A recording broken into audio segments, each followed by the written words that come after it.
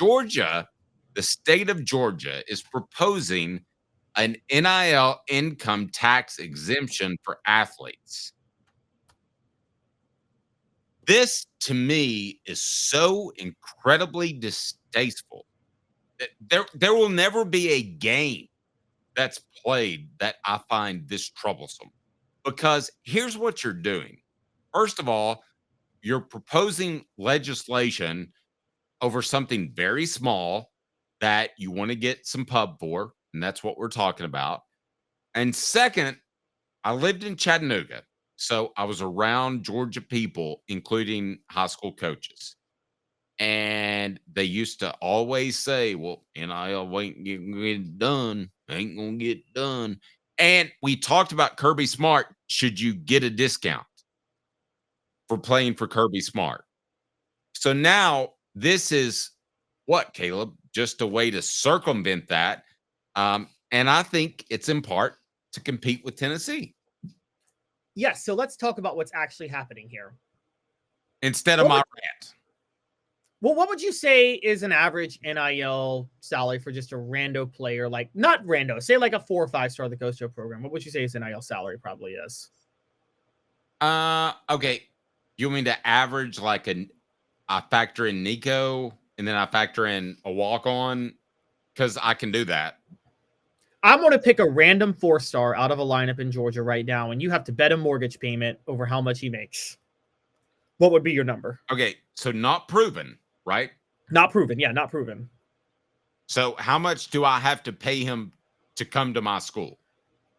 I'm saying you have to bet a mortgage payment over how much. Yeah, over how much Georgia paid to get him to their school.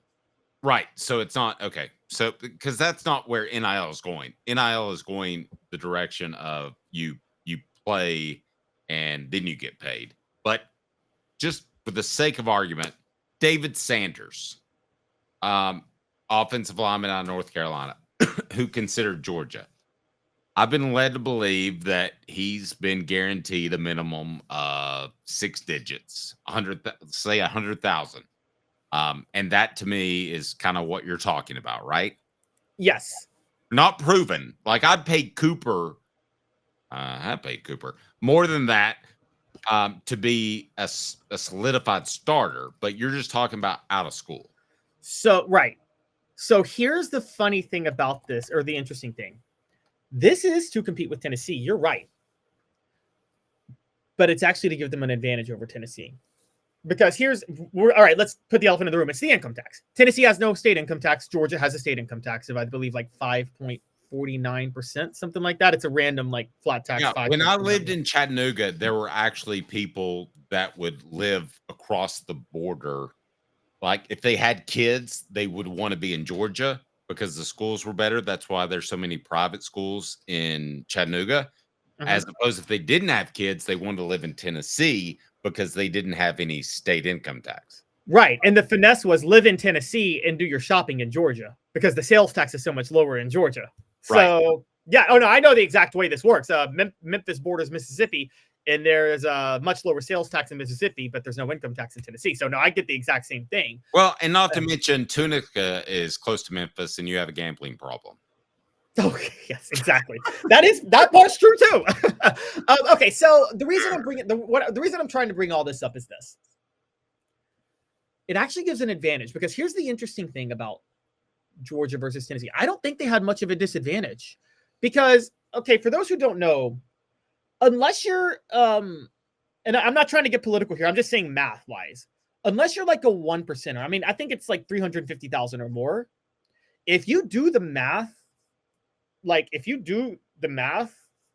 of what you're paying less in taxes if you pay like a combination of an income tax and a low sales tax than you are if you're just paying a flat sales tax that's really, really high. Does that make sense, Dave? Like in Tennessee, if you say you make $100,000, if you live in Tennessee and there's no income tax and you pay a 10% sales tax versus living in Georgia where you pay a 5.5% income tax and 4% sales tax, you're probably actually paying more in taxes if you live in Tennessee than in Georgia, even though you're paying no income tax. Does that make sense? Because the sales tax is so high. Well, I'm not completely following your math. I'm not going to lie, but put it this way. I will say this. I think that ultimately the government gets its fair share of money no matter what state you're in.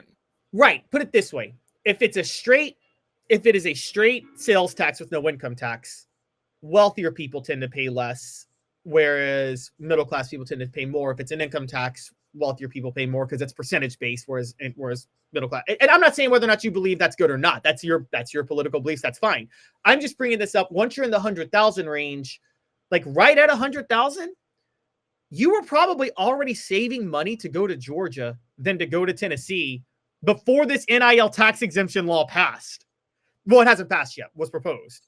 If this NIL income tax exemption law is proposed, you go to Georgia with no income tax and a 4% sales tax with that NIL money. There's no way Tennessee can compete with that. They can't do a tax exempt law on sales tax for NIL kids. You can't do that. You can only do it on income. So Tennessee literally has no possible way to compete with Georgia in response to this. So what kind of percentage are we talking about?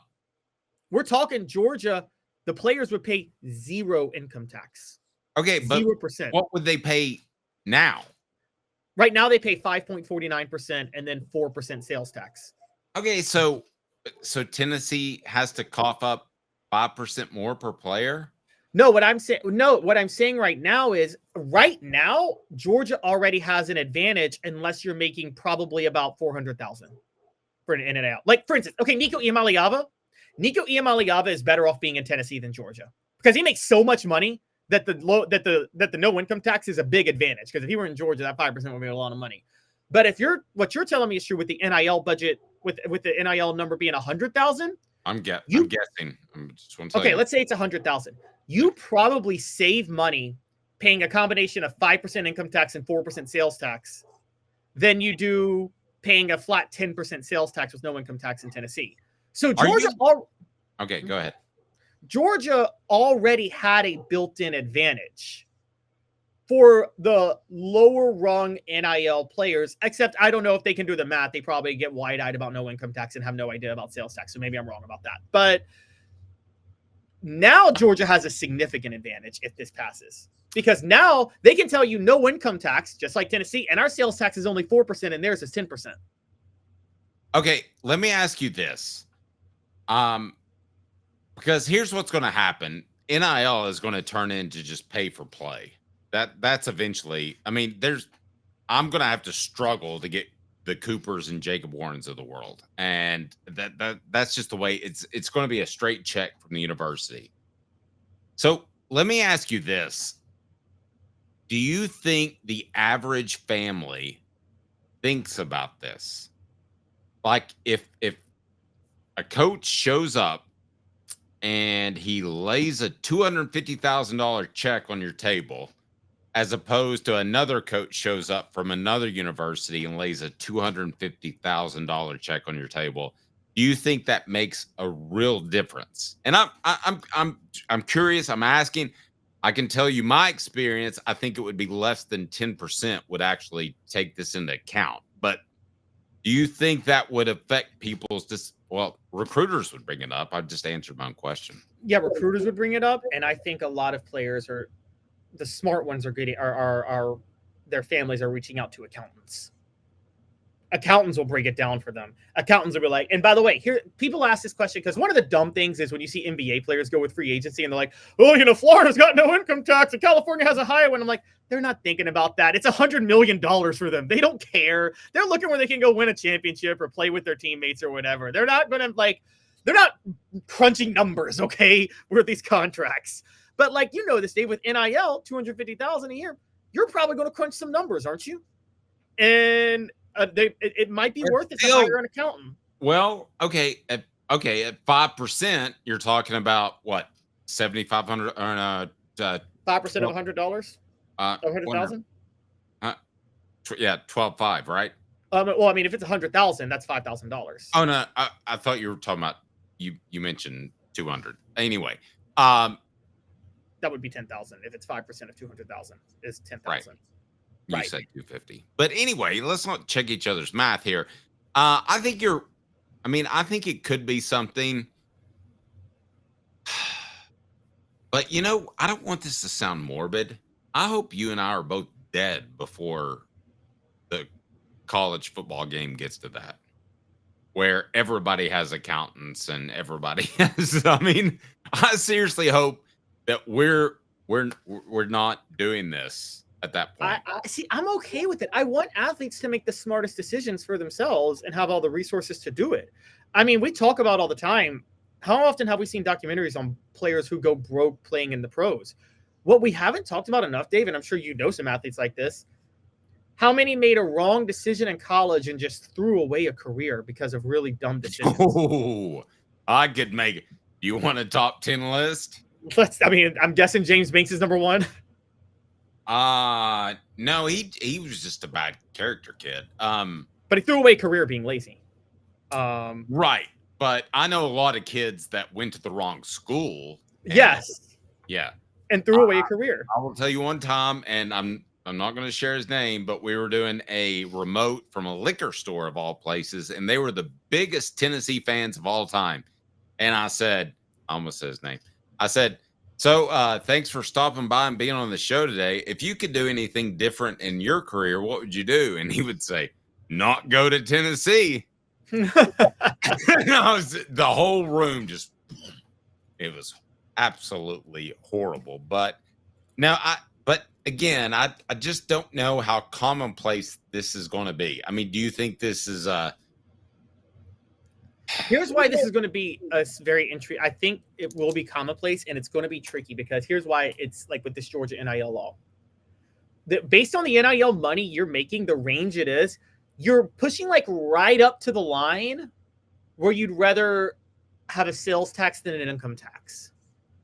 But I don't know if that line's at like 250, 354. There's a line you make in income where if you cross that income threshold, you would pay more in taxes with an income tax than a sales tax. And NIL is literally like straddling that line more than anything else. And so okay. Great comment by Orange Blood.